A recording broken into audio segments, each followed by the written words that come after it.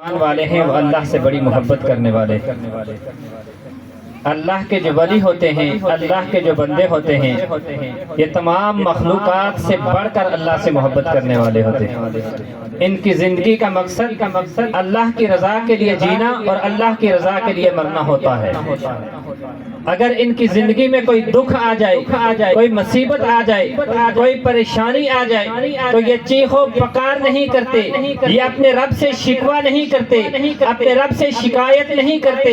بلکہ اس مصیبت کے آ جانے پر، اس دکھ اور تکلیف کے پہنچنے پر اللہ کی بارگاہ میں صبر کرتے ہیں، کیونکہ انہیں پتہ ہوتا ہے کہ اگر صبر کرو گے تو پھر اللہ تبارک و تعالیٰ صبر کرنے والوں کے ساتھ ہے۔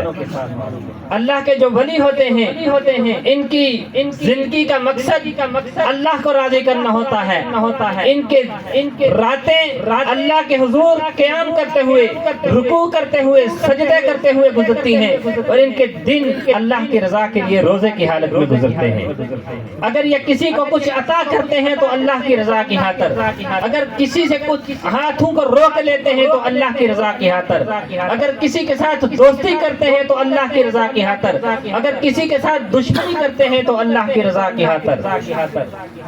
کیونکہ اللہ کے جو ولی ہوتے ہیں ان کی زندگی کا مقصد صرف اللہ کو راضی کرنا ہوتا ہے اور اپنی نفسانی خواہشات کو ترک کرنا ہوتا ہے۔ انہیں دنیا کے ساتھ کوئی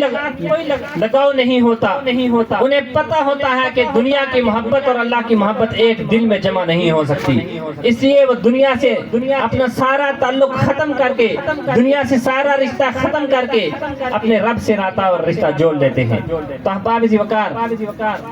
آج کی اس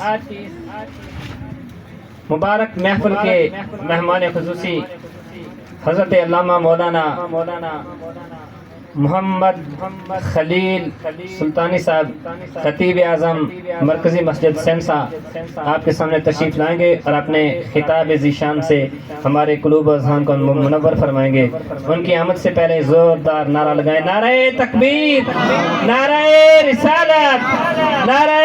حیدری، نعرہ تحقیق، نعرہ تحقیق۔ حضرت علامہ مولانا محمد